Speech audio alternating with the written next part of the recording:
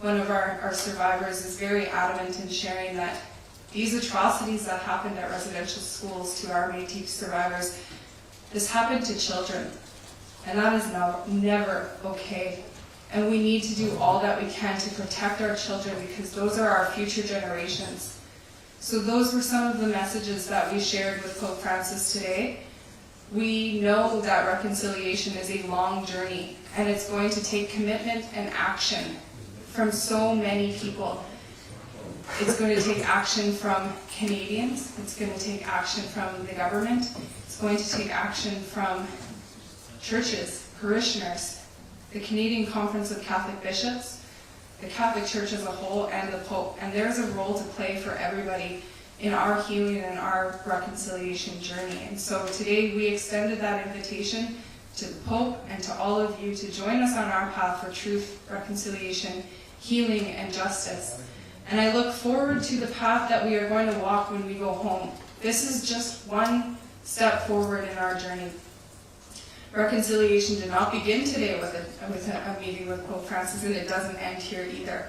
This is just one stepping stone on that journey, and we hope that there will be commitment from all of those folks that I just named, including the Canadian Conference of Catholic Bishops. We have talked at length about how we can continue this work in Canada with their leadership alongside of us. We can commit to meetings on a regular basis where we can establish priorities, the priorities that come from our communities, and we can continue to move forward. And out of this, we do hope that there will be concrete action. We hope that the Pope heard our stories, that he acknowledges and truly understands, that he translates those stories from his head to his heart and then into action. So we look forward to the additional response that we will have from Pope Francis on Friday at the general audience, as well as whatever he intends to do when he does come and visit us in Canada. And we know that when he does come to visit us in Canada, that he will know some of those stories from the Métis Nation, and that's exactly what we intended to do today. So we're happy for ourselves. We knew this work had to be done. We've done the work to listen to many of our survivors and deliver that message, and we're here to support one another, and that's exactly what we're doing. So thank you so much to all of you for helping to share our stories. This is really, really important to us, and just really looking forward to seeing how the rest of this week goes.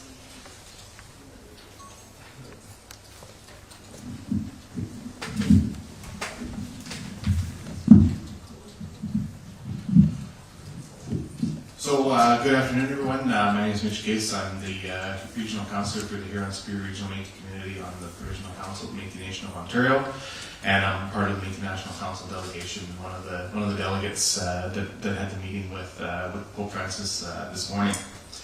I guess I just wanted to provide just a few comments, mostly the how incredibly overwhelmed I am by the amazing strength and resilience of those three survivors. Those three survivors being representative of and emblematic of many more at home. And I cannot say enough about Angie and Anne and Emil and how incredibly I have three new. Never mind Marvel and their universe. Those superheroes are right there in that room this morning who stood up and told the truth, and they told hard truths, and they did it with kindness, and they did it with love, and they did it with respect.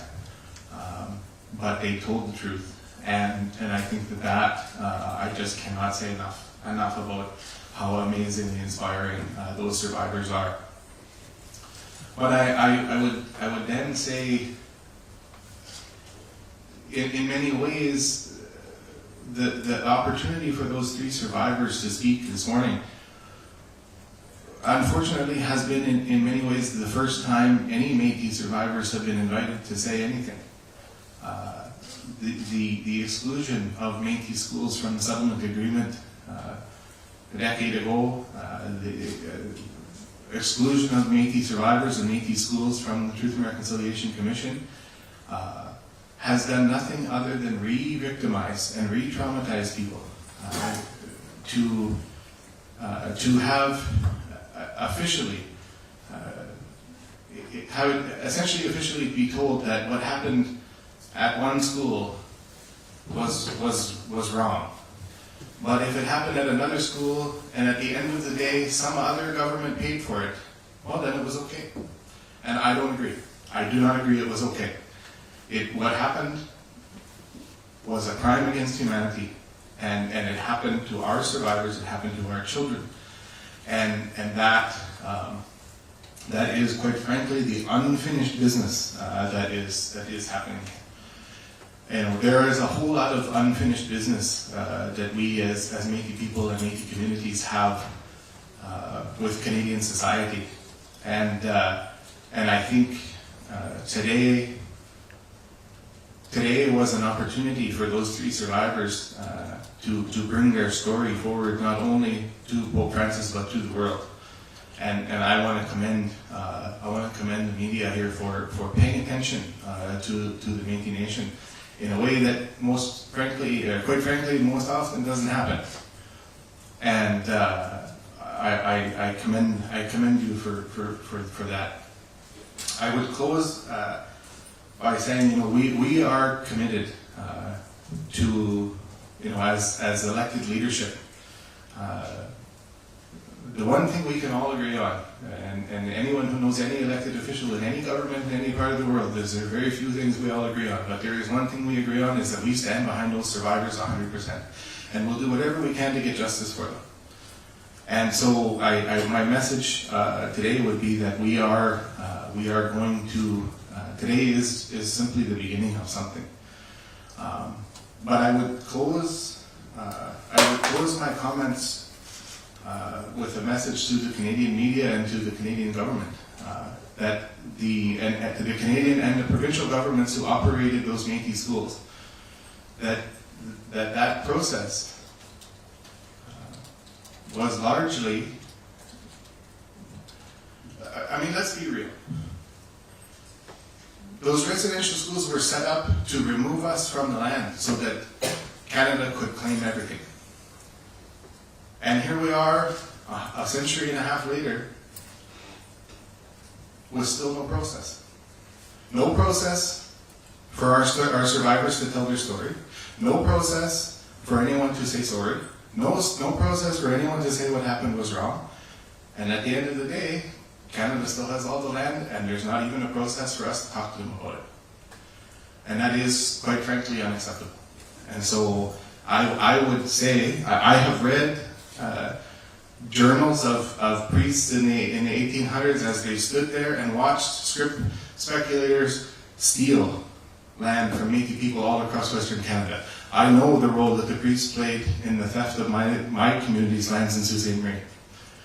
I would call on the Catholic Church to stand with us today as we seek justice for all of those other issues that were enabled and facilitated because of residential schools. So I'll leave it there, and I thank President Karen for this opportunity this afternoon. Français, Kashin, Pixie Wells, Ace Wells. So what I've said to you is, hello, my name is Pixie Wells, and Ace Wells in the language and where I come from. I just want to acknowledge the traditional unceded territories that I reside on. I live in a town called Abbotsford, and the traditional unceded territory there is owned by the Samath and Mattaquay people, and I want to acknowledge that. And I am also the president of the Fraser Valley Métis Association.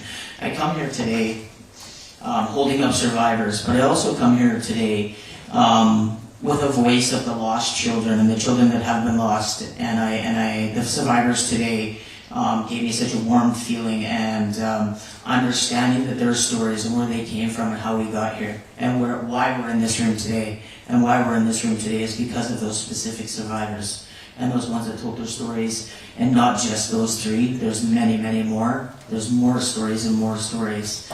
However, those stories are never to be forgotten. They are what we should prove or live to never let happen again, and also allow the voices of the lost children, the children that never got to be or never got to know their culture, because that's where I sit. At 40 years old, I learned that I was Métis.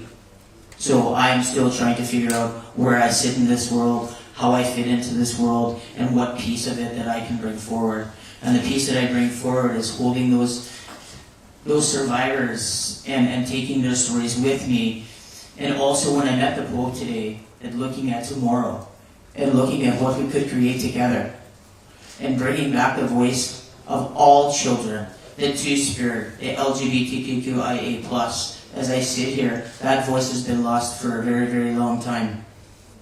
And that is why I dressed the way I did today, is to show that the Two-Spirited people are still here, and we've been discommunicated from a lot of our communities and shunned and pushed aside. And not from survivors, just from the atrocities that happened.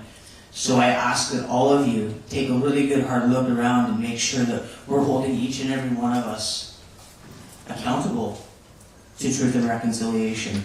We have to have truth first before we can have reconciliation, and we need action. And what is the action? Each and every one of us in this room can play some part in that action. And I'm not saying that we all have to, but I think that a lot of us need to. And whatever that action is, find something in your community to do. Because I can tell you, when I leave here today, my job just started. My work just started for my people. Because when I go home, I'm going to be asking and I'm going to be looking not just at the government, not just at the Métis Nation BC, but also holding my hand out and going to the churches and asking, how do we move forward in a good way? How can we walk together? We gave the Pope, I should say Mitch, gave the Pope some beautiful, beautiful moccasins for us to all walk together with. And I believe that we can all walk together in a good way, but we all have to hold each other up. So from my voice to your voice, from my heart to your heart, it's one heart, one mind, nothing about us without us. Hi, Miigwech, merci, and thank you all for listening.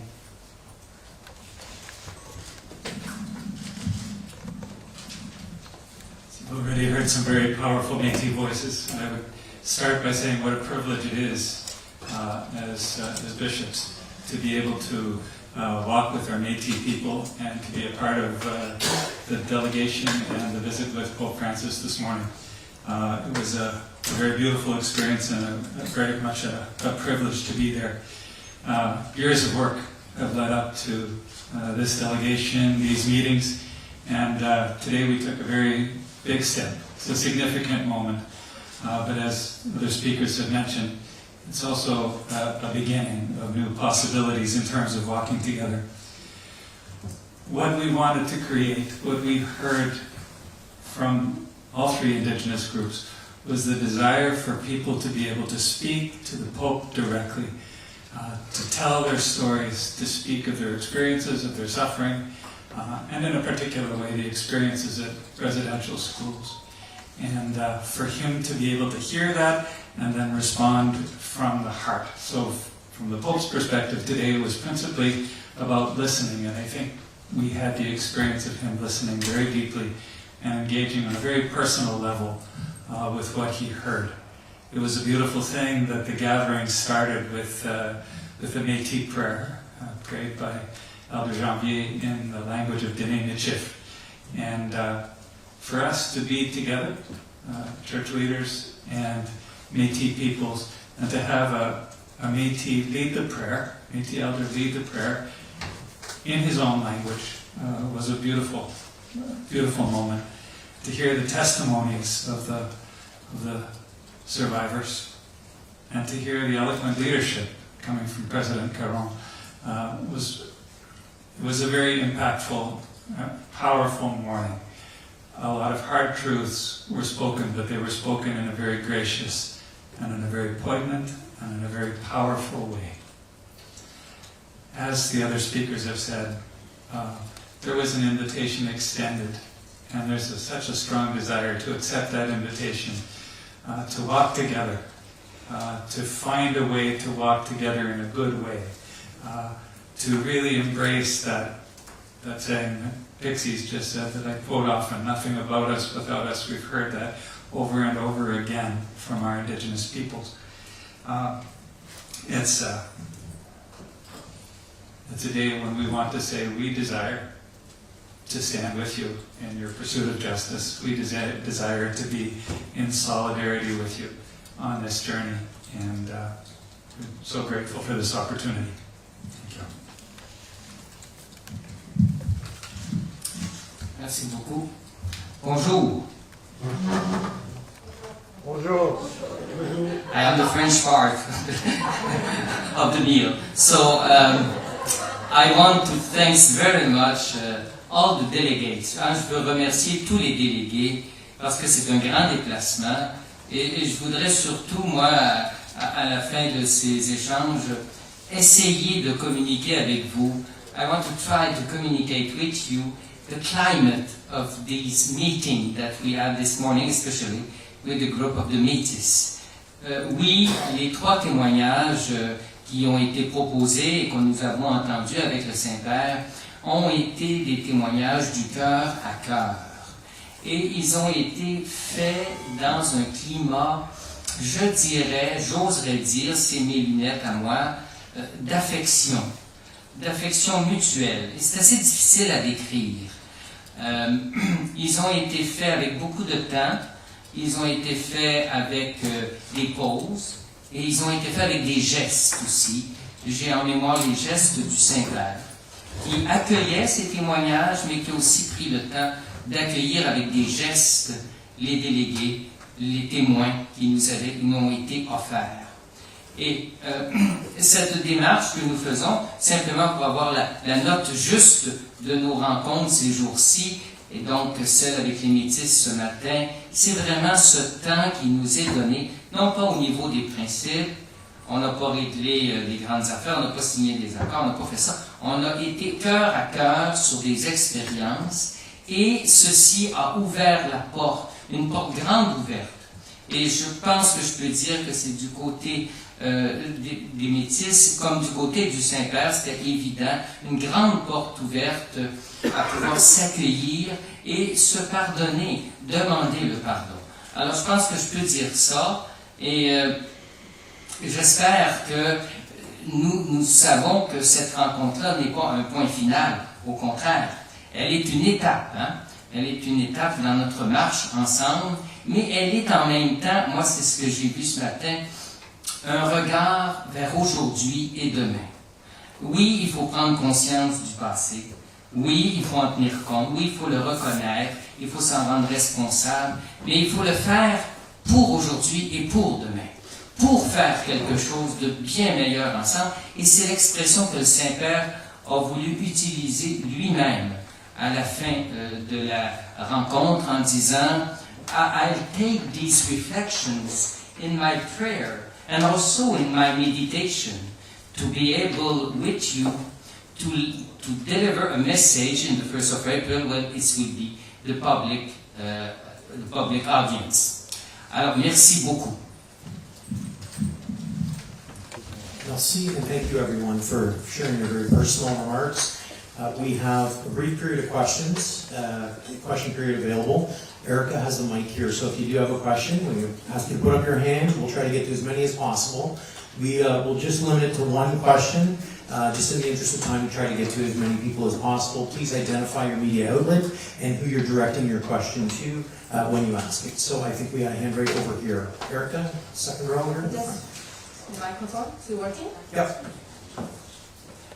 Hi, I'm Eric Reguly with the Globe and Mail. This is a question for anyone who feels like answering it, please. Obviously, you'd like an apology from the Pope. My sense is preferably in Canada than in Rome, but all apologies are not created equal. What I'd like to know is what specifically would you like the Pope to say in his apology? Thank you. So, based on a number of conversations that I've been extremely fortunate to have with Métis residential schools survivors from across the Métis homeland, you're absolutely right. An apology will be different and it will mean different things to many different people, and many people are looking for something different in that apology. What I've heard though is You know, if you look at the definition of an apology in the dictionary, it talks about an acknowledgement of wrongdoing. And I think that's exactly what a lot of our survivors have told me, is that they're looking for that acknowledgement that they played, the Catholic Church, residential schools, played a role in the wrongdoing that was done to these children and to our communities. We know that intergenerational trauma is embedded in our DNA. Scientifically, the science has been done. It shows that we're passing this trauma on to generation, and that we need to start to heal. And so to acknowledge that the Catholic Church is accountable and responsible for some of that harm to not only our survivors who are still living today, but that they're responsible for the harms that our communities still suffer today. That will play an important role in our healing. Will that give us closure? No.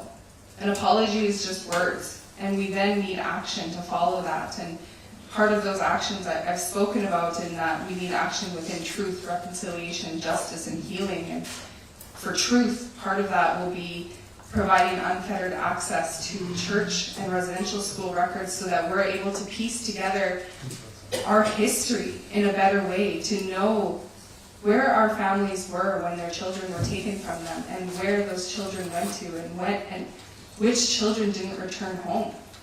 We don't have access to all of those stories because those are protected within church records. So we want unfettered access to those records. We also want access to our cultural artifacts that are held here in Rome and at the Vatican. Those artifacts tell a story about our communities. Those are our history.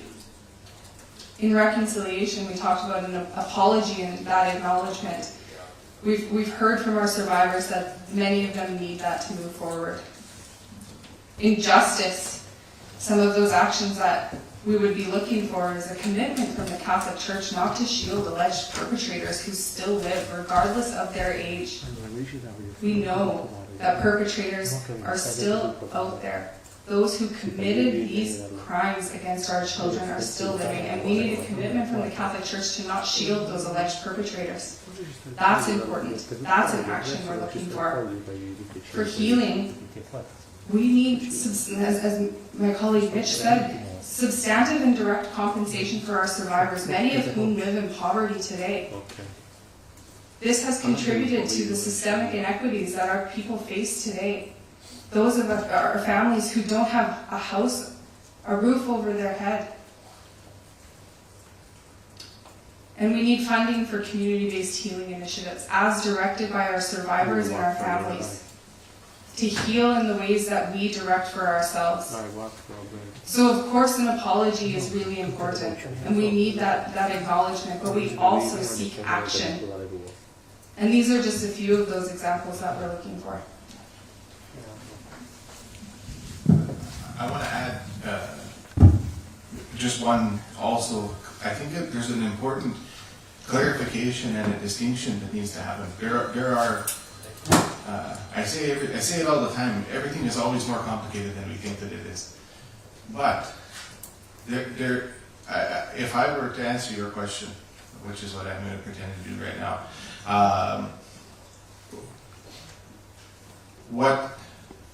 what an apology to me would have to look like in order for it to be meaningful. There needs to be sort of a multitude of things in there. And there are two different parts to it in my mind. There is what are quite frankly horrific, absolutely horrific crimes that were committed. Physical, mental, and sexual abuse against children. That is absolutely revolting. That should disgust anyone who has looked at what happened. And that is one of the issues. But had those things not gone on, that wouldn't have made residential schools okay. The idea, had children not been physically, mentally, and sexually abused, it wouldn't have meant that the attempted destruction of our culture and the erasure of our people from the earth would have been okay. The entire underpinning of the system, and I don't care about, well, times have changed. There were people then who knew it was wrong. They spoke up and they were fired. So those are the two really important things, and neither one of them is more important than the other. Those crimes against those children have to be treated as such, and there should be accountability, atonement, apology. I want a thesaurus of all the words that could be used there. But also, had those things never occurred, it still would have been wrong. Okay, second row right over here. Phil Palella from Reuters here in Rome, Bishop Bolin, a long time ago. I'd like to ask you, Bishop, perhaps the other bishop as well, but one of the two, a lot has been said about the records, access to the records, as Cassidy just said. Apart from the records of religious orders that ran the schools, and apart from pastors in Canada at the Bishops' Conference, there has been talk that there are records here in the Vatican. Where would they be? Would they be in Popula the Fides, EDF, or where would they be? We asked the question. On a demandé la question ici au Vatican en préparant la délégation. C'est la réponse. Il n'y a pas de dossier ici à Rome à propos des écoles résidentielles. Je pense que ça peut se comprendre. Vous savez, l'Église universelle, c'est à travers le monde entier. Alors, des institutions, des écoles, il y en a dans le monde entier. Alors, toutes ces institutions-là n'envoient pas des dossiers à Rome. Alors, les dossiers sont principalement dans les mains des communautés religieuses qui ont tenu les écoles, peut-être aussi le gouvernement qui était le propriétaire des écoles. Quant à notre travail, nous avons commencé à vouloir ouvrir ces dossiers-là, et nous savons que du côté diocésain, des diocèses de l'Église, sont surtout des dossiers ce qu'on appelle sacramentels, c'est-à-dire les sacrements que les enfants ont vécus dans les écoles. Il n'y a pas nécessairement beaucoup autre chose. Maintenant, il y a un travail qui se fait présentement, et nous sommes en lien avec les communautés religieuses pour ouvrir le plus possible ce qu'il y aurait comme dossier et pouvoir le partager, je dirais, dans le respect aussi de ce qu'on appelle les lois existantes au niveau de la vie privée. On ne peut pas divulguer tout n'importe comment, n'importe quand, n'importe qui comme ça. Mais je pense que le travail se fait.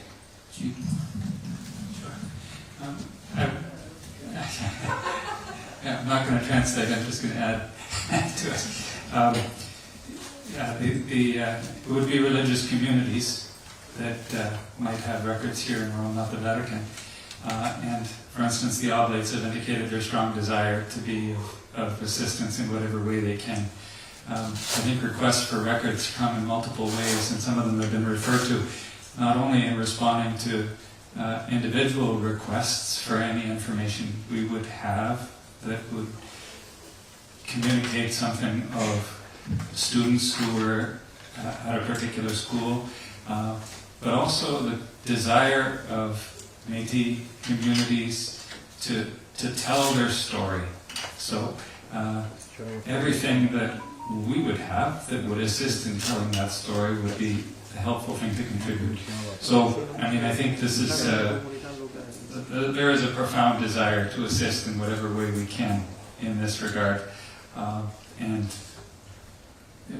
it's conversations that need to happen with particular religious communities or dioceses or any places where any pertinent records might be held.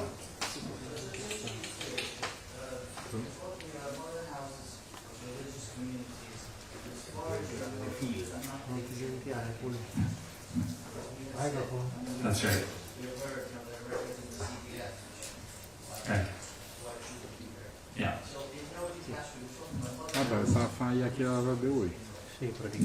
I understand where there might be records, yes.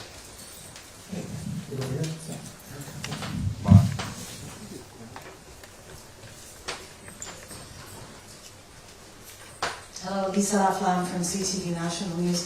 This question also for the bishop, either bishop. I think as recently as September, it was a promise of $30 million to help in the funding projects that are for reconciliation for the survivors, as Cassidy and Mitch mentioned. And I just wonder, as recently as December, there was not a penny seen. So where are we at on that front as far as the finances in that effort? As you say, it is a pledge to give the communities the money they need for these programs. And also a little more clarification, if we could, on the question of these documents. It's 2022. I mean, somebody knows where the documents are, and it seems strange to me that we're just learning today that none of them are in the Vatican archives. I still don't really understand. Who's got the answer to that question? Alors, il y a deux questions. Pour les dossiers, la réponse au Vatican, il n'y a pas aux archives de dossiers à propos des écoles résidentielles. Maintenant, nous savons où sont des dossiers, je l'ai dit, dans les communautés religieuses qui ont œuvré dans les écoles. Maintenant, on sait très bien que de nos jours et depuis quelques années, notre sensibilité est beaucoup plus grande sur la question. Alors, il y a eu des années où il n'y a pas eu de sensibilité sur la question au niveau de l'opinion publique. Alors, ces dossiers-là, ils étaient peut-être pas beaucoup considérés. Ils le sont davantage. Pour ce qui est du fonds de 30 millions, nous avons voulu faire une structure totalement transparente et indépendante de la conférence des évêques et des diocèses en un sens, afin que le 30 millions soit vraiment là, disponible, avec cette structure, pour être disponible pour des projets. Il y a présentement, au moment où nous parlons, une structure qui est en train d'être mise en place, une corporation. Il y a présentement des directeurs et des administrateurs qui ont été choisis. Dans les directeurs, et ce sont des personnes qui proviennent du milieu autochtone et qui ont une bonne expérience au niveau des affaires, au niveau de la gestion des affaires, de la finance. Et il y a aussi des administrateurs destinés, eux, à nommer, à trouver d'autres administrateurs. Alors, c'est une structure indépendante. Le 30 millions, c'est vraiment un commitment des diocèses. Certains diocèses le font à partir de leur avoir, d'autres le font à partir d'une mise en commun des dons de fidèles qui désirent le faire. Mais nous avons fait notre calcul et nous avons cette somme, et même peut-être un petit peu plus. Mais ça nous prend du temps parce qu'on ne veut pas répéter l'erreur qu'il y a eu lors du premier agreement. On veut vraiment avoir une structure transparente qui va pouvoir rendre des comptes et dont les projets qui seront acceptés le seront d'un commun accord, particulièrement avec les communautés autochtones. So I would add that dioceses across the country and eparchies have committed, indicated what their commitment is to that 30 million so that it will be achieved. I can say that in Regina we've had several initiatives already. So we had an internet, a place to make internet donations. We had a pew collection. We have a capital campaign underway where we approached every contributor to the capital campaign asking if they would allocate part of that funding instead to this Truth and Reconciliation Fund. We have other funds that we've allocated that way. So we have already designated and have over $1.5 million. So I think that's happening in different dioceses, and we will fulfill that commitment. It's moving forward, and we're working with First Nation and Métis people in our area, for instance, in determining survivor-led initiatives, so that we're building relationships at the same time as we're proceeding in this regard. Thank you, and I'm going to be following up with Bishop Poisson to get the translation of these answers afterwards about where the records are, because I don't speak French, unfortunately.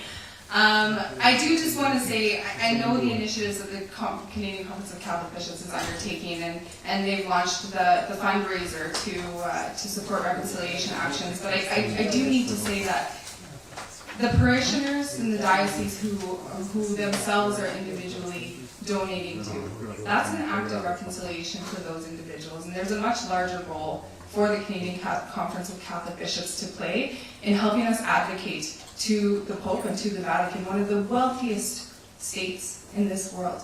There should be no question why these funds have not been paid to our people yet. Okay, we have time for one last question. Mr. Weiner. Yes. Bonjour. My name is Christine. I'm from Quebec, and I'm here to cover the story in my language, in Cree, so I report back to my people. So for the Métis delegation, my honor to you, and my question is in terms of the funding that comes in, for residential school and also for the future generation. We've run into problems requesting for that funding, applying for the funding, the Indian Day School, the 60s school. So we run into problems telling us that we're not eligible. We're not eligible for that funding. I don't understand. It's understandable. I don't understand that. And the people that do get approved, they're dictated on how they can spend that money. We say we want to do it for our healing. We invest in our own because I'm happy that we're doing that. And this is the same thing for you guys, the Métis. Do you run into that issue too as well, where you're being rejected, your applications are being rejected, or it's not coming in? They ask all kinds of questions. They need proof. Some of these proofs are long gone, and we don't have access to them. Is that what you're running to as well for the Métis? You guys? Yeah, thank you for that question, and I'll say there is nothing I love more than a microphone and an audience. So let me say, one of the things, and to Lisa's question also, from a Métis perspective, one of the things that we encounter all the time is there are these huge announcements of funds, and then if you read the little text underneath, Métis are included, and so. The bishops, if we start hearing that Métis aren't included in that, you're going to hear from me. So, let's avoid that. Let's get this right from the start. But one of the other comments that I would make to that question is what has been said by many much smarter people than I. The invention of the reconciliation industry in Canada, where our people continue to live in poverty, our people continue to live without, our people, continue to, we sell Indian tacos at our community centers to try to pay for basic needs of people, and yet every university in this country has received, back home, they've received countless dollars for their reconciliation. And all of that, sort of repurposing those dollars back into funding what are, quite frankly, sometimes failing institutions. And that reconciliation industry, we gotta stop that right now. And we've got to put those resources into communities, into the hands of communities, into the hands of community-driven, community-led, and survivor-led work. And anything other than that is quite frankly unacceptable. I first and foremost just want to thank you for being here and for telling this story in one of our Indigenous languages. Many of our Métis people speak Cree, so I thank you so much for the work that you're doing, and thank you for being the last one to ask a question. On that piece as well, one of the asks that we will be putting forward to the Holy Father is for the establishment of a Métis Reconciliation Trust Fund to fund Métis-specific truth, reconciliation, justice, and healing initiatives that is directed by Métis people, because this is one of the challenges that we have come across. I want to close by sharing some reflections. And this comes from, again, spending countless hours with residential school survivors over the past few months. Residential schools And when we talk about residential schools within a Métis context, it also includes boarding schools, day schools, industrial schools, convents, all which sought to take love away from our people. It took children out of their homes and deprived them of love. It taught them that they were not to love who they are as Métis people. Our children came home hating who they were, hating their language, hating their culture, hating their tradition. They had no love. But our survivors are so resilient, and they're learning to love. And that's one of the things that our survivors tell us all the time. And it's so important to stand up here today and to tell you that we are still here. We still have our culture. Though we still have a lot of work to do in the revitalization of our language, we are doing that work. We love who we are. We love our history. We love our culture. We love our language. We love our people. And we are still here, and we will continue to fight so that our future generations love themselves too. So thank you so much, everyone. I want to add to that, and partly one of my sisters was texting me of my nieces and nephews are watching at home. I just, for Thomas' sake, I'll say at home. I see how proud they are of who they are as these little indigenous kids who are learning their language. And my niece and my nephew, they can count in language. And I just think about the way that so many of our grandparents never got that opportunity. And the way my grandpa, when I was a kid, he taught me how to count to 5 in Ojibwe, but that was literally all his grandmother taught him, because she refused to teach them the language. She wouldn't teach them. That's all they got, 1 to 5. And I just think about those kids and that, those kids that had these horrible things done to them. But trying as best as I'm always encouraged by our national president to be positive and to be hopeful and to be kind. When quite frankly, I want to get really bad, quite frankly. But she calls us to be better than that. And I think about not just those kids who suffered, but those kids who are coming. And our support over here, her little kids are watching us from home. And that's what really, all of the, with all due respect, the pomp and circumstance of all of this, that's what this is all about, is those little kids. And so when we go home, that's what we're going to work for. We're going to work to make the world a little bit better for all those little Métis kids at home. And I guess I would just ask others to help us with that. Thank you. Final word from Dixie. I'd just like to say one last thing. I'm not sure if any of you know the song or have heard of Andrea Menard, but she sings a song called Misikatoanak, and what that means is, the roots coming up after a fire has gone through. So today we sit here and hopefully we're bringing new roots to our children and to the generations coming after us and for our survivors. So Misikatoanak, and I also like to ask you all, and I know this is a small portion or a small point, the Métis rose or Métis flower is called the forget-me-not. So when you go home and you plant something in your garden this year, please plant a forget-me-not. And every time you look at that, remember the Métis people, because that's who we are. Do not forget us. Forget-me-not. Merci, Miigwech.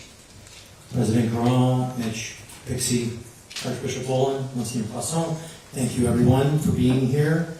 You'll have a chance throughout the week if you'd like to set up time to talk to any of the delegates or the bishops. I know that they've made themselves quite available. We will have our next briefing, and maybe a little bit after 4 o'clock. We'll just have the Inuit representatives that will be part of that briefing, but feel free to stay if you are here. And again, we thank the Métis delegates for sharing their stories with us today. Thank you, everyone.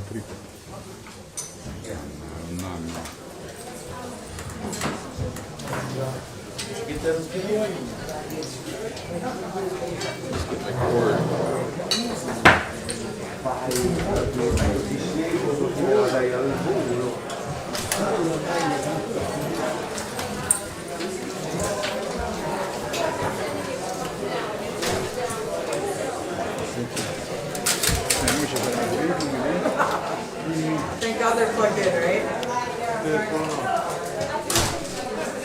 Che sono quelli che ne hanno parlato stamattina a italiano, giusto?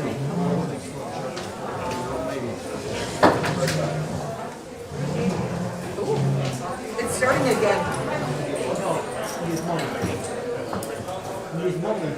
Oh.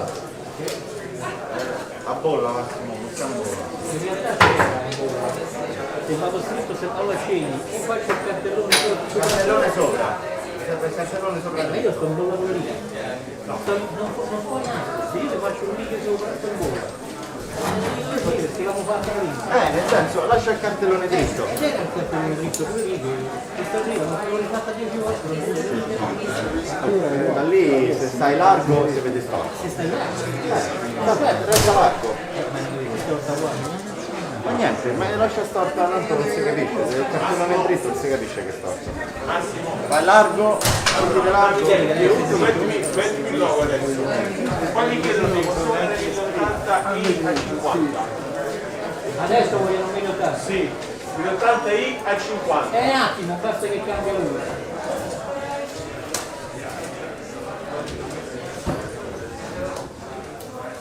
Siamo su.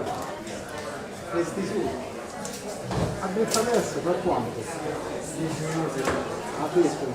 Poco dopo le 4. 4 le 4. Poco dopo le 4. Ah no, sì. Siamo a buttare Salvi al secondo.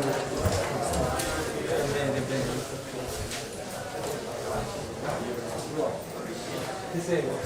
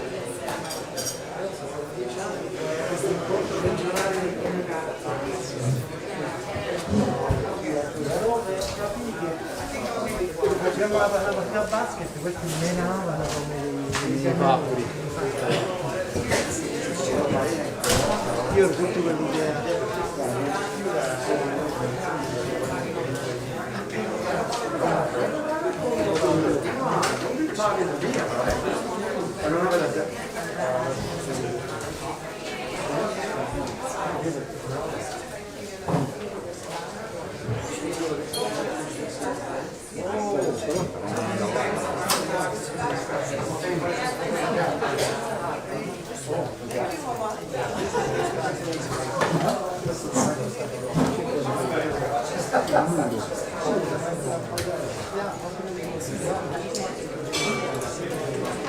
hanno detto proprio qua che stanno qualche minuto in ritardo ma stanno per cominciare, hanno detto là davanti, perché ci sono delle persone che devono parlare, sono pronti a scegliere. Quindi pochi minuti in ritardo, perché stanno a fare un'intervista a uno e un'altra volta. Però capace che all'improvviso scendono, perché devono rispettare la tabella. Guarda, io non l'avevo lasciata aperta, si sono incazzati a morte, almeno facciamo cambiare un po' la... A me me lo dici, io sono d'accordo. Se vengono, non so il motivo. No, nel senso, le attacca lo ciucciolo, vuole lo ciucciolo, non lo capisci in questo caso.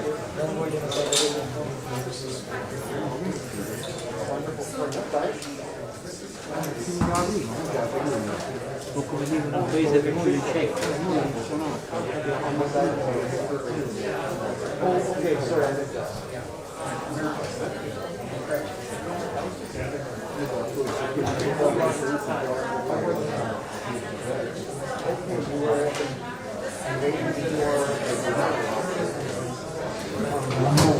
Two-minute warning.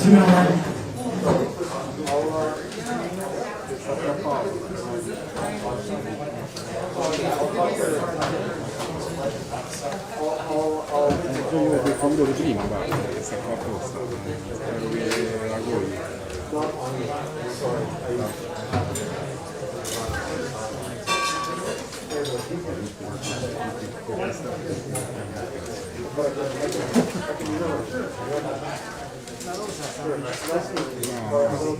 La sentita quella di prima che mi serviva, ma non è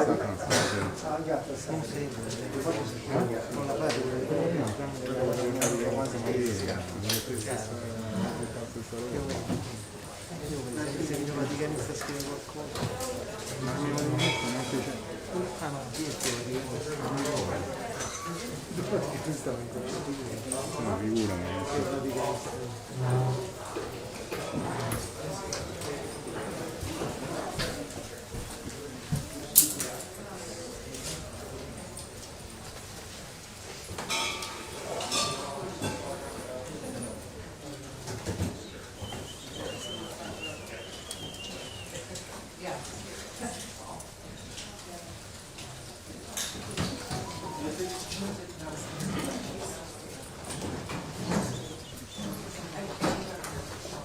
Sit down, please.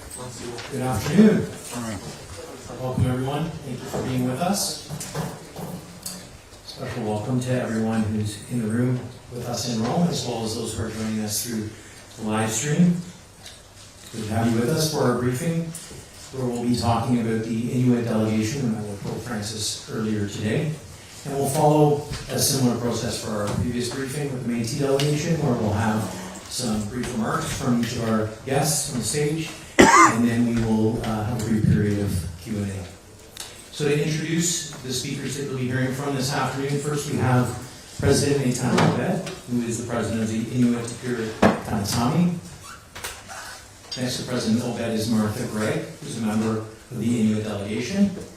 Next to Martha, we have Archbishop Richard Gagnon, who's the Archbishop of Winnipeg, and briefly introduced the delegation this morning. And next to Archbishop Gagnon, we have Bishop William McGrattan, who is the Vice President of the Canadian Conference of Catholic Bishops. Welcome to all our speakers, and with that, I'll hand things over to President Obed. Thank you. We had our hour-long encounter with the Pope this morning at 11 a.m. We have a delegation of 8 that went to the palace to have our conversation or our encounter. For Inuit, we had 2 parts of the delegation. One was the part that I was convening, which was on behalf of Canadian Inuit leadership. And there were a number of positions that Canadian Inuit wanted me to bring forward today on behalf of land regions and behalf of Inuit leadership. And then there were a number of individuals who came with their own perspectives and wanted to convey their own personal messages from their Inuit communities to the Pope. So we had a diversity of conversation.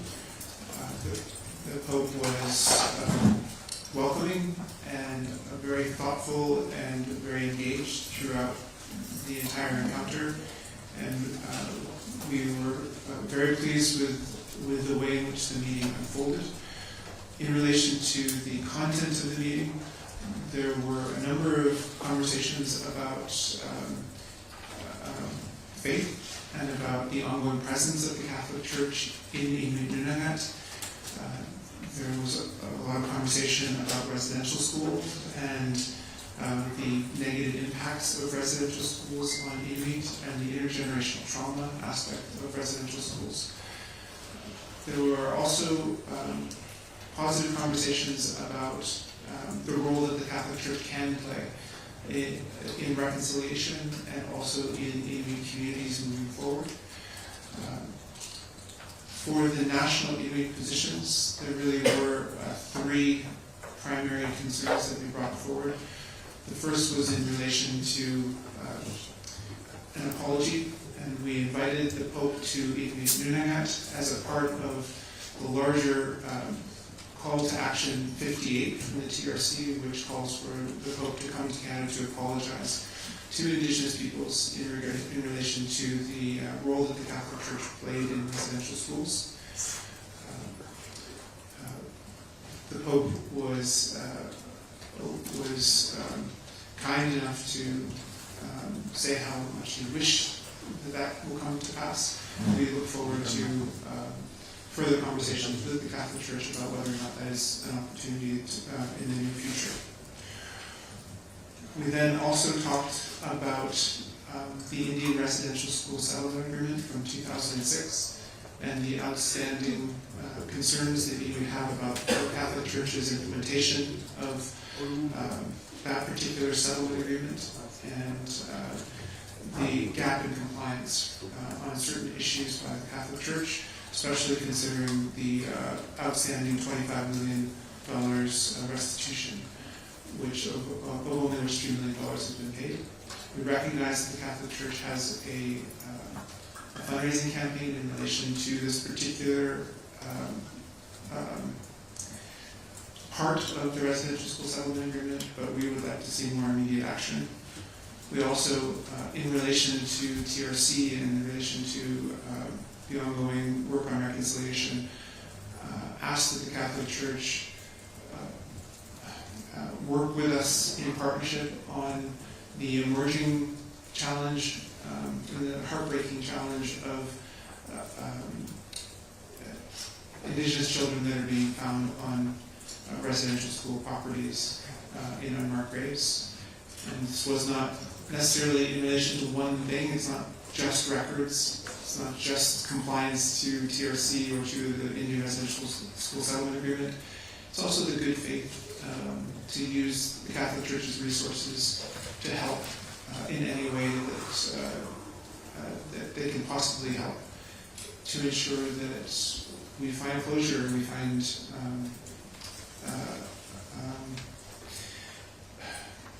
I guess the shared path forward, which recognizes the gross human rights abuses that have taken place, but also the way in which we can move beyond that moment and work together in partnership, but not just through legal binding agreements. The final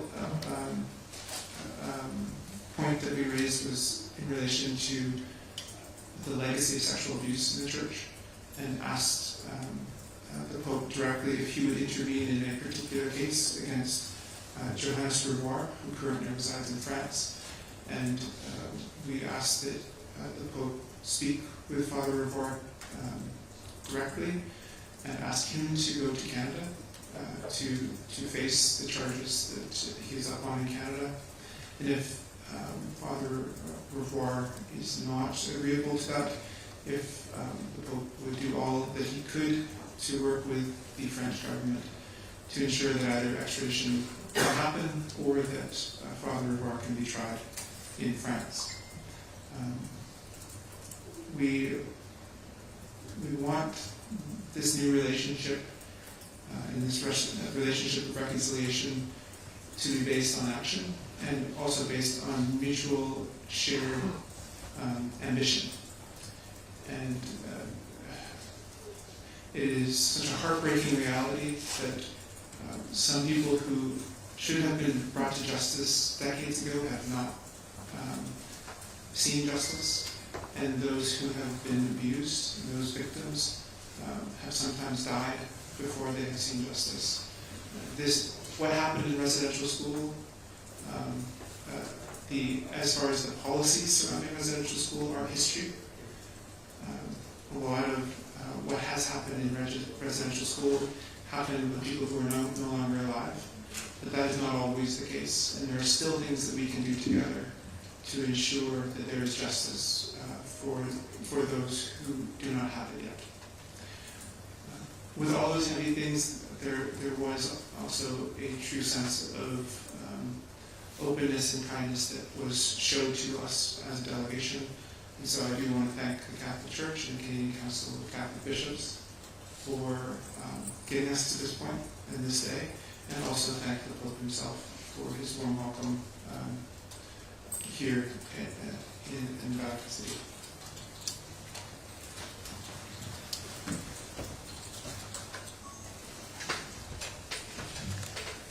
Did you want for some reflections? Hi, my name is Martha Gregg. I'm from northern Quebec, grew up in northern Quebec. I'm also a former residential school survivor. And I'm very humbled and honored to have been chosen to be a delegate / health support. So it's very humbling.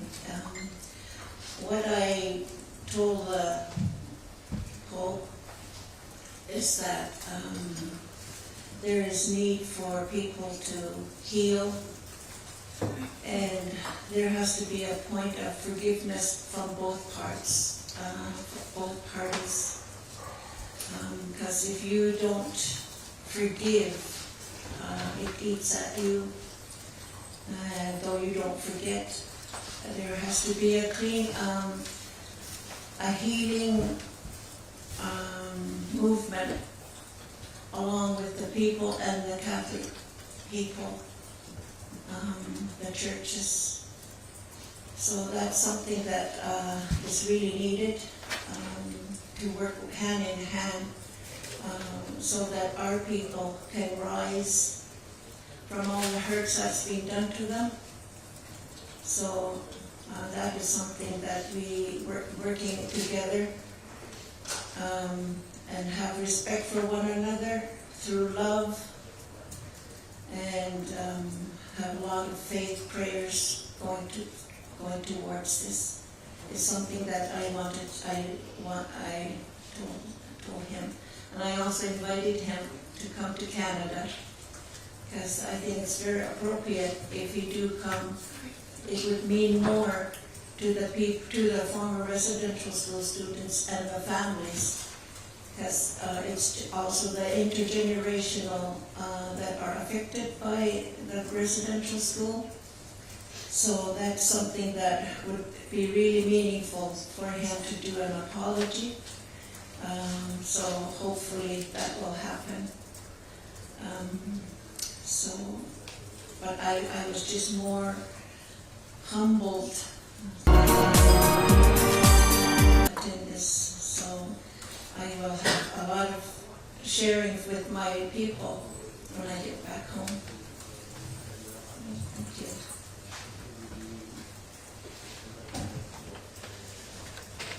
Thank you. The meeting we had this morning was very use the word intimate. I think that might be a good word to use. It was a listening session, if you will. The point was a private encounter with the Holy Father, and one of listening to what was said. And the Holy Father paid close attention to what President Obed addressed to him, as well as the various members of the delegation. We entered the room, he greeted each one personally at the door, like you would if someone was coming into your home, so to speak. And then we sat down in a semicircle, and we had a spiritual beginning.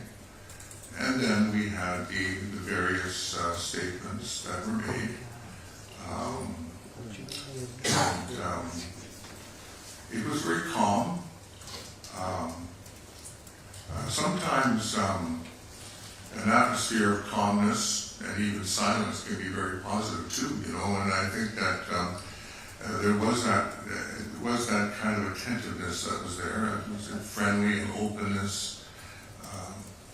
And the Holy Father spoke a little bit to those who came. And so we had hoped when the delegation was organized, as you know, it goes back 3 years now, that this would be the tenor of the meeting, that it would be a listening time, an important step to other things, and also to, if you will, to establish a relationship in some way of engaging the Holy See in this great Canadian challenge and project of reconciliation in the country. And so the bishops were positive about it, what occurred, and very grateful for the graciousness and the honesty of the delegates who so respectfully but honestly stated what they felt was important to say. And the Holy Father appreciated that. So it was sincere, the meeting. Very unique. One could not help but feel that one was in a, I guess you might call it even in a sort of a historical moment. So it was a great privilege to be part of that. And so it is a step, a listening step, that this whole encounter was this morning. So, thank you. Having had the privilege to be present, both with the Métis and with the Inuit, I can say that there's a sense of gratitude for their openness to accept the invitation. We've been working with them for so many years to provide these steps of reconciliation. As President Obed said, it is just the beginning, but it was recognized as important because conversation, being able for the Holy Father to listen to the stories of those who survived residential schools, to parents who have been seeing their young often affected through what we've come to know that this trauma affects other generations.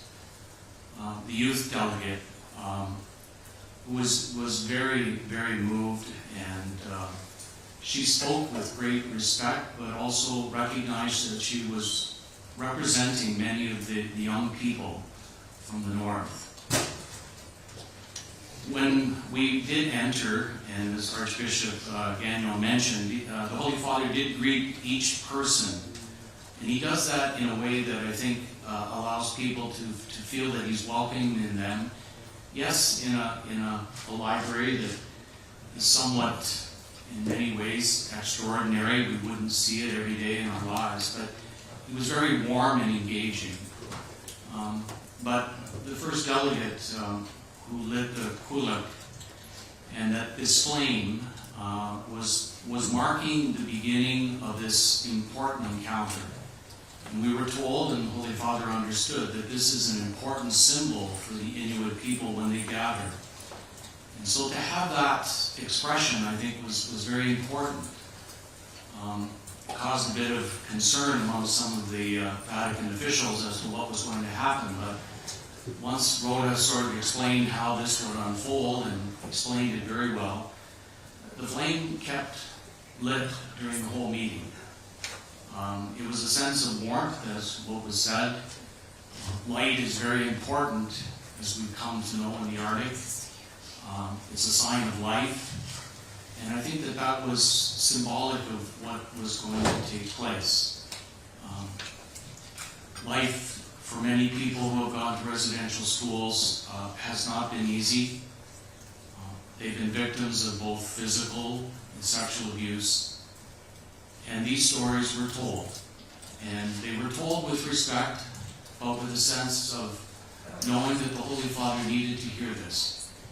And he was gracious. He listened with intent and recognized, as we all have, that this is a travesty that has affected the church and affected our First Nations, our Métis and Inuit.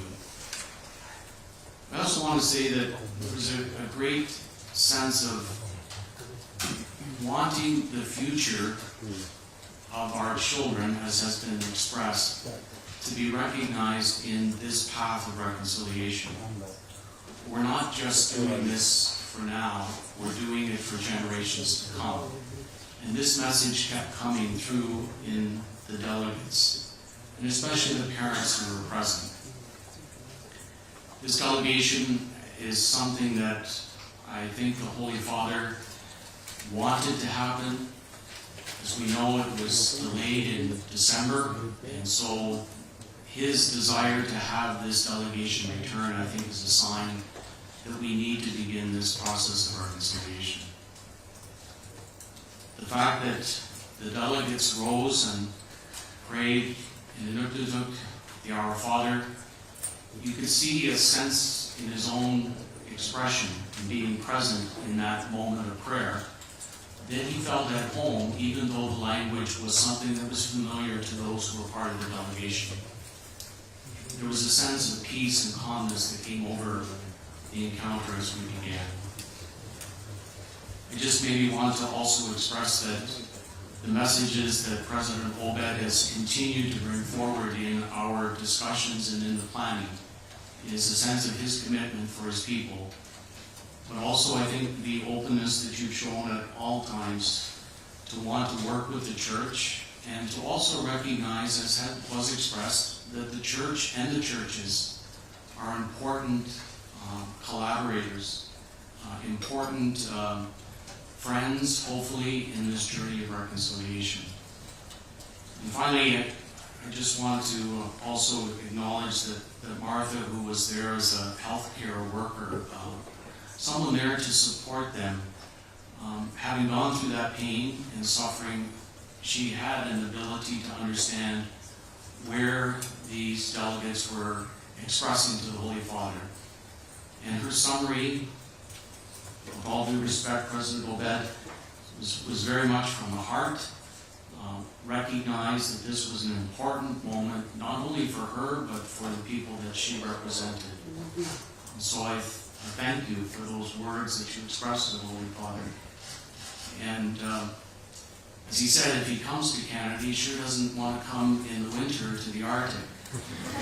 But in some ways, he was jesting, because he does want to come, but he would like to come at a time when it's not as cold in Canada as it is in the winter. So he expressed that, and there was a lightheartedness at some times to the encounter as well, which made it very, very welcoming and friendly. So with that, thanks all of you for those reflections. Let's see, any questions? We'll follow the same path as before. Thanks, Sarah, for the microphone. Please let us know which media organization you're representing and who you're directing your question to. Thank you. Thank you for taking our questions. I'm Olivia Spanovich from CBC News. I have a question for the bishops. I'd like to know, do you support this call from the leader of the Inuit delegation to have Pope Francis personally intervene in the case of Father Johannes Rivoire to bring him to justice in Canada and to help extradite him? And what do you plan to do about that? so I was present as President Obed made that request of the Holy Father. I think I would begin by saying that this particular situation, any situation of sexual abuse, the church needs to take responsibility. And as we've heard, justice and truth are important in this path of reconciliation.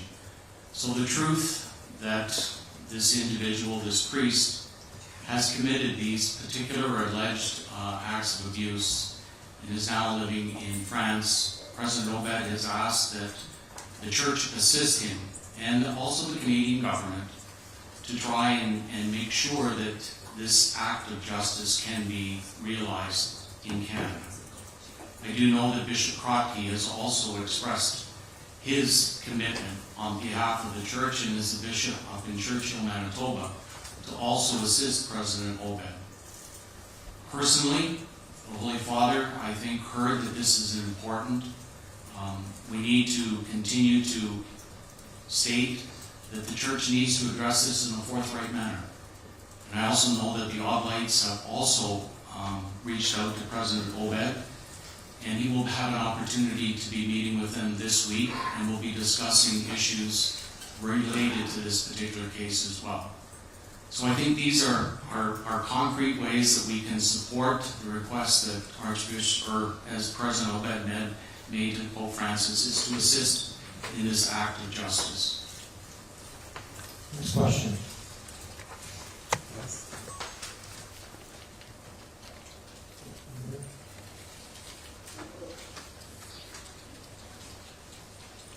Madame, because I'm Cree from northern Quebec, and I'm here to cover this historical event in my language from back home, and for our priests here, maybe just the same question as the delegates. Is it only going to be that I don't know how to refer to them, priest who's going to be extradited, hopefully, or is it going to be all of the priests? Because we do have a case in Quebec too as well, and it was only 10 years ago.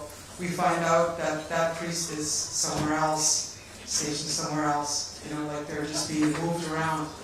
So it's the same thing. We want justice too as well. So it's not. I don't want to take your story away, but you know, can we look at other cases too as well, and not just this one particular one? Again, no disrespect to you. You guys. Perhaps I'll start by saying that the intervention that we made was for the Catholic Church to work with us in a global sense, in a larger sense, wherever there are accusations of sexual abuse or physical abuse, that the perpetrators be brought to Canada to face those charges. And this particular case is one that we have been trying to work on for decades, which is why we highlighted this particular case. But in no way did I intend, or ITK intend, to make it about one particular case when we know that there are other scenarios. The same principles apply to all that we are applying to this particular case. So I hope that answers part of the question.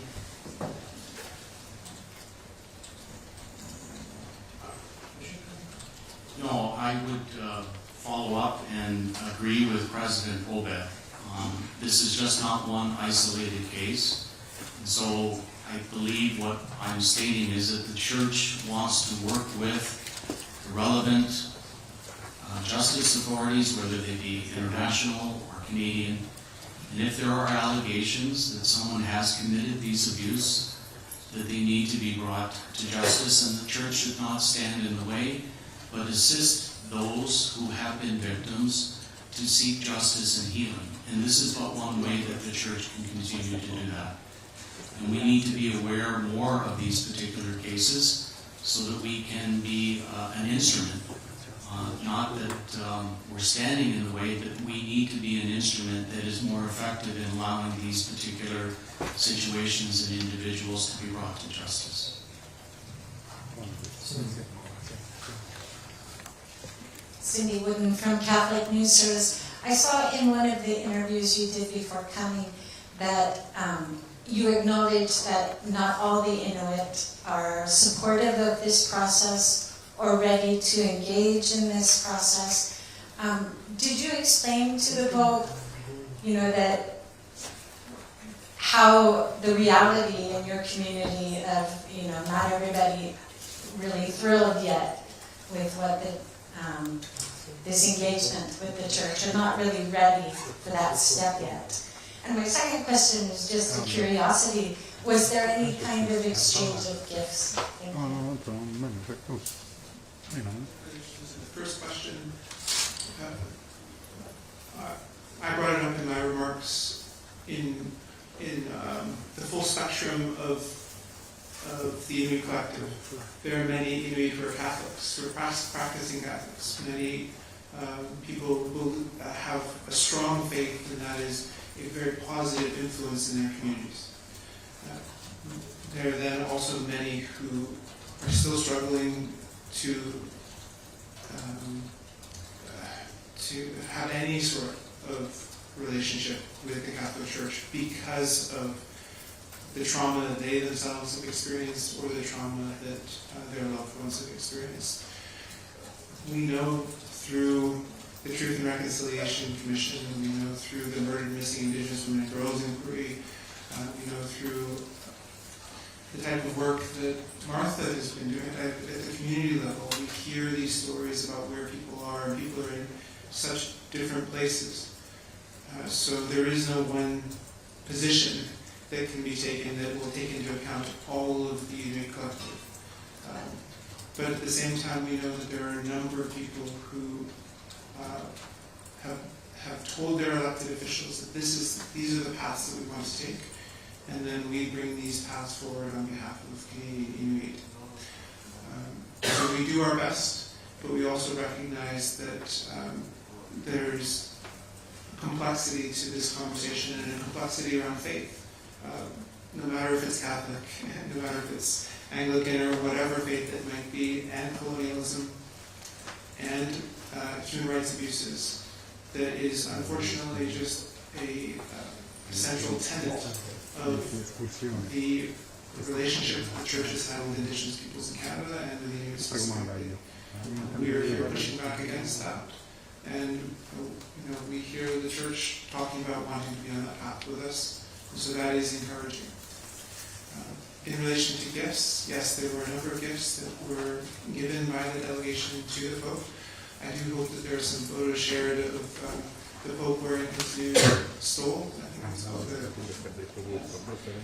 that was made of sealskin presented to him today. There was also a rosary case made of sealskin. There were 2 carvings that were provided to the Pope, and then some personal messages that were delivered to him as well. So the Pope was very thankful for these gifts. He interacted with those people who had presented to him. And then each of the delegates received a gift on the way out from the Pope directly. So there was an exchange of gifts, and I think people were very thankful for not only the Pope's interest in what he received, but also his token of appreciation to the delegates. Here, thank you. Just with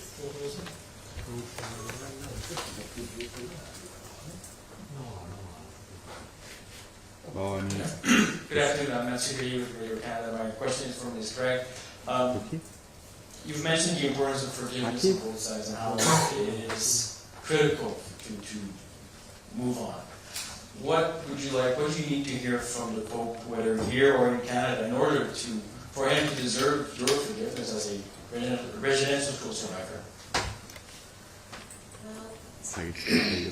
I was raised that it's very important to forgive whatever wrong has done to you. We always have to forgive them, though we won't forget. But not everybody is the same, and everybody is at different stages, and some of them are not at all ready to even want to hear forgiveness.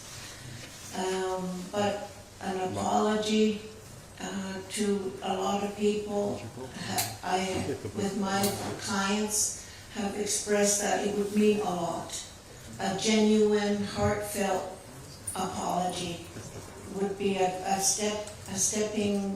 first step to start wanting to start healing. So that is something that I personally, as a former residential school student, that would mean a lot to me myself, but more so for my fellow former students. And a lot of them have now passed away. So, but it's also their children that are affected as well. So it would be more so important to them to move on. Because as when we were taken to school, there's parenting skills that we lacked in a lot of things that we had not forgotten, but the lifestyle had changed. And we are now into big communities, whereas when we were taken away to residential school, we were raised by our parents. We were taught to be out on the land, and then when we got to the school, we learned how to be white person, which we cannot be. We are Inuit, we are First Nation, we are Métis. So that is something that we have to learn to live with one another, and also us be given the right to live our way, the way we want to live our life, and to have to be in respect with each other. So that is something. It's not that. What I'm trying to say is, we have to work together on this. So an apology is the first step, then the forgiveness hopefully will follow through. Thank you. Final word, President Obed, from you?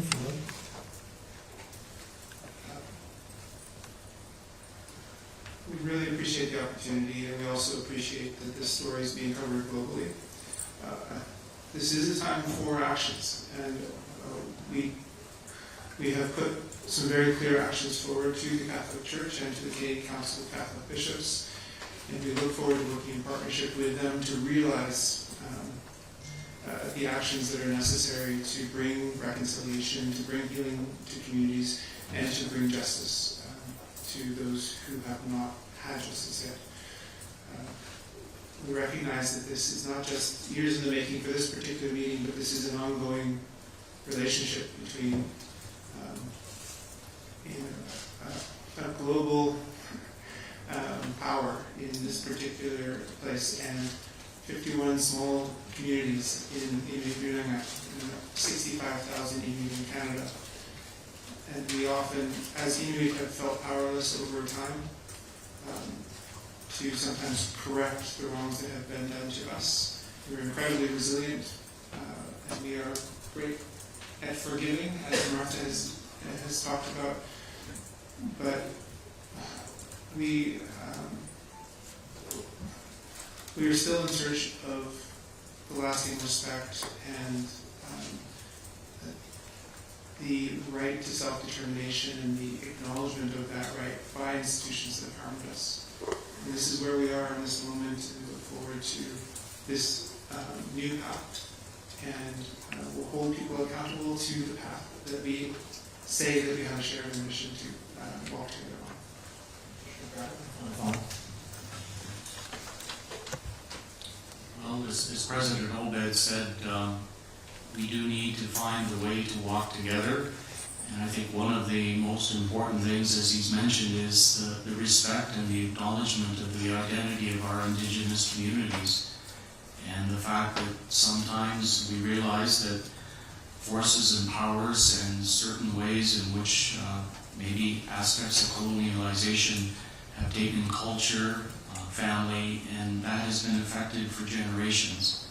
And this truth is coming out, maybe in ways that some of us are still trying to understand, but by dialoguing and listening, as President Obed had said, I think we're better able to understand the truth, and from that truth, the path of reconciliation, and, as Martha said, hopefully healing and forgiveness. But we have to begin those steps in order to have people realize that this is something that God wants, a real sense of forgiveness and reconciliation. So I thank President Obed and also Martha for being present. Thank you. Thank you to all of our speakers, President Obed, Martha Gregg, Archbishop Daniel, and Bishop McGrattan. Thank you for being with us this afternoon, for sharing your time with us. Thank you to all of you who joined us. I know that many of you still have requests or interest in speaking to either President Obed, individual delegates, or some of the bishops. And I know that there's contact information that we shared with media to be able to try to facilitate that as best we can. Patricia D'Souza is here in the front row, who's the communications representative from the ICK, and we'd be happy to work with any of you that would like to chat further. Thank you again for being here. Our next briefing will be on Thursday at 3 p.m., where we will have representatives from the First Nations delegation sharing their experiences from their meeting, which is Thursday morning. Friday, we will have a briefing at 3:30 p.m.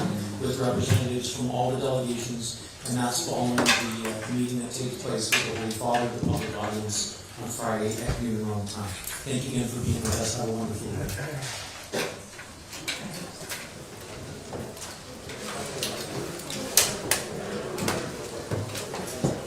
Casa stampa, e poi c'è la salute e una partita davanti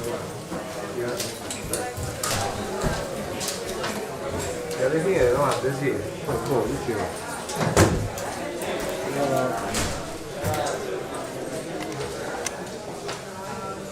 No, che la frase manca fai